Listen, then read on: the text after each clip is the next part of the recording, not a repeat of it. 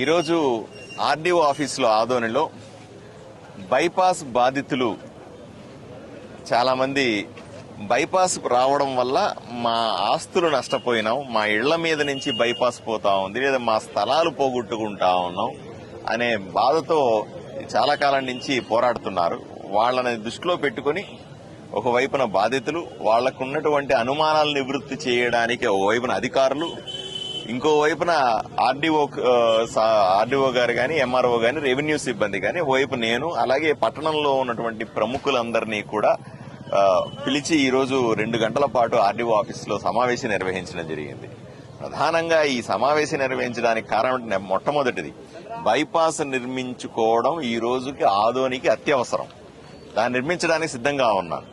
రెండవది, నిర్మించే బైపాస్ ని వేసే సందర్భంలో ఊర్లో ఉన్న ఏ వ్యక్తి కూడా, ఒక్క వ్యక్తి కూడా నేను నష్టపోయినాను అని బాధపడకూడదు అనే ఒకే ఒక ఉద్దేశంతో బాధితులందరినీ పిలిపించి ఈరోజు ఊర్లో ఉన్న పెద్దవాళ్ళందరూ కూడా, ఓవైపు లాయర్లు అయితేనే, వివిధ పార్టీలకు సంబంధించిన వ్యక్తులందరూ వచ్చి ఇక్కడ కూర్చొని వాళ్ళ బాధను విన్న తర్వాత చాలా చర్చ జరిగింది. అలైన్మెంట్ మార్పులు, వాటి గురించి. దీంట్లో సుమారుగా 7.5 కిలోమీటర్లు బైపాస్ రోడ్లో 130 కోట్ల రూపాయలు ఎవరైతే బాధితులకందరికీ కూడా ఇవ్వాలనుకున్నాం, 76 కోట్ల రూపాయలు రోడ్డు వేయడానికి ఉపయోగపడే డబ్బులు అనుకున్నాం. ఈ మొత్తం కూడా కేంద్ర ప్రభుత్వం ఆల్రెడీ శాంక్షన్ చేసింది మనకి.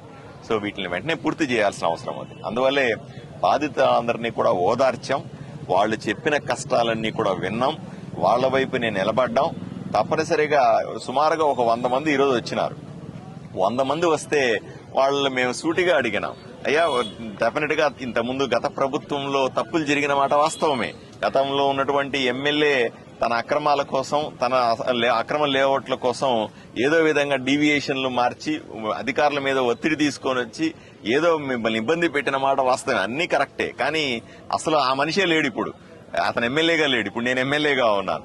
ఎవరైతే తప్పులు చేసినాడో, ఎవరైతే రియల్ ఎస్టేట్ వ్యాపారం చేసినాడో, ఎవరైతే దీని ద్వారా అత్యధికంగా లబ్ధి పొందాలనుకున్నాడో ఆ మనిషి ఇక్కడ లేడు.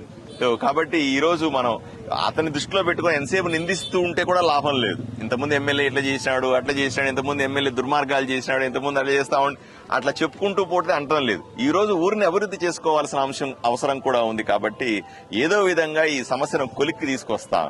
ఇదే సందర్భంలో ఓ ప్రతిపాదన కూడా సబ్ కలెక్టర్ గారు చేశారు. ఏమండి, ఇప్పుడు బాధితులకు ఎవరైతే ఉన్నారో వాళ్లకు ఇవ్వాల్సినటువంటి నష్టపరిహారం కొంత పెంచే విధంగా రికమెండ్ చేస్తాం. దాన్ని కొంత పెంచి ఇస్తే మీరు సాటిస్ఫై అవుతారా, బాధితులందరూ కొంత మెరుగైన ఉంటుందా అంటే 100 మందిలో 75 మంది మాకు సరిపోతుందని, కొంత పెంచితే మాకు ఇబ్బంది ఏమీ లేదు అని వాళ్ళు కొంతమంది చెప్పారు. ఇంకా ఒక 25 మంది వాళ్ళ కన్సర్న్స్ చెప్పారు, వాళ్ళ సమస్యలు చెప్పుకుంటూ పోయినారు. వాళ్ళ ఆ 25 ఎవరైతే మిగిలినారో వాళ్ళ 25 మంది సమస్యలు కూడా వ్యక్తిగతంగా మళ్లీ వింటామనుకున్నాం. ఎవరికైనా ఏ సాయం చేయగలిగితే ప్రభుత్వం వైపు నుంచి, నా వైపు నుంచి 100కు 100% చేస్తానని హామీ ఇస్తా ఉన్నాను. ఈ రోజు బైపాస్ నిర్మించుకోవడం ఒకవైపున, రెండో వైపున బాధితులకు ఓదార్పు, బాధితులకు నష్టం తగ్గించడం, పూర్తి నష్టాన్ని తగ్గించడం. ఎందుకంటే ఇప్పుడు బాగా భూముల రేట్లు పెరిగినాయి. భూముల రేట్లు పెరిగినప్పుడు అంత రేటు నాకు రాలేదే అంటే కూడా ఇబ్బంది, అట్లా సాధ్యం కూడా కాదు. అయినప్పటికీ కూడా వాళ్ళకి ఉన్నంతలో ఎంత మాక్సిమం చేయగలమో అంత రికమెండ్ చేయడానికి ప్రయత్నం చేస్తాను. నేను కూడా వ్యక్తిగతంగా కలెక్టర్తో గాని, మినిస్టర్లతో గాని, రాష్ట్ర కేంద్ర ప్రభుత్వాలతో కోఆర్డినేట్ చేసుకుంటాను.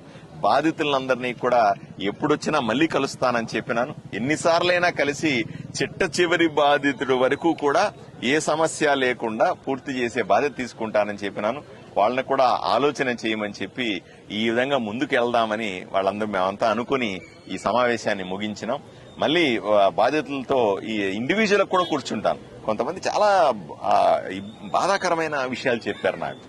వాళ్ళ కుటుంబం ఏ విధంగా ఇబ్బంది పడింది, ఆరోగ్యాలు ఎలా దెబ్బతిన్నాయి, పిల్లల చదువులు ఎట్లా నష్టపోయినాయి, ఇవన్నీ కూడా నిజంగా ఒక రాజకీయ నాయకుడు సరిగా లేకపోతే, ఒక ఎమ్మెల్యే సరిగా లేకపోతే ఇన్ని కుటుంబాల్లో విషాదం ఉంటుందా అనే బాధ కూడా నాకు చాలా అనిపించింది. బట్ ఏదేమైనా సరే ఇప్పటి జరిగిన దాన్నే తలుచుకుంటూ ఆ ఎమ్మెల్యే ఇలా చేసినాడు, ఆ ఎమ్మెల్యే దుర్మార్గాలు అలా చెప్పుకుంటూ ఉంటే కూడా టైం సరిపోదు.